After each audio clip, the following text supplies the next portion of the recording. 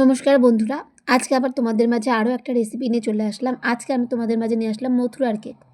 মথুরার cake বানাতে এখানে আমার লেগেছে 50 গ্রাম মতো টক দই, 2 চামচ সুগার পাউডার, আর হাফ চামচ বেকিং সোডা, আর সাথে একটু অল্প করে লবণ দিয়ে নিলাম।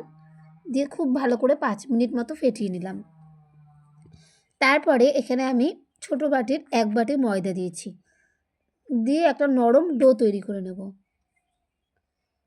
এই ডোটা কিন্তু একটু নরম হবে, মথুরার কেক বানানোর জন্যে ডোটা নরমভাবে বানাতে হবে। দেখো আমার ডোটা প্রায় রেডি। এর মধ্যে আমি আবারও একটু সাদা তেল দিয়ে দিলাম 2 চামচ মতো, দিয়ে আধ ঘন্টা মতো ঢাকা দিয়ে রাখতে হবে। আধ ঘন্টা মতো ঢাকা দিয়ে এটাকে সেট করতে দিতে হবে। দেখো একদম আরও নরম হয়ে গেছে। এবার কেকের সাইজ আমি দিয়ে নিলাম। তারপরে দেখো তেল গরম করে ভেজে নিলাম লাল লাল করে। দেখো কত সুন্দর দেখতে হয়েছে। মথুরার কেক তো আমরা সবাই খেতে ভালোবাসি, কিন্তু মেলা ছাড়া পাওয়া যায় না, তাই বাড়িতেই বানিয়ে নিলাম, কারণ সবসময় তো আর মেলা হয় না।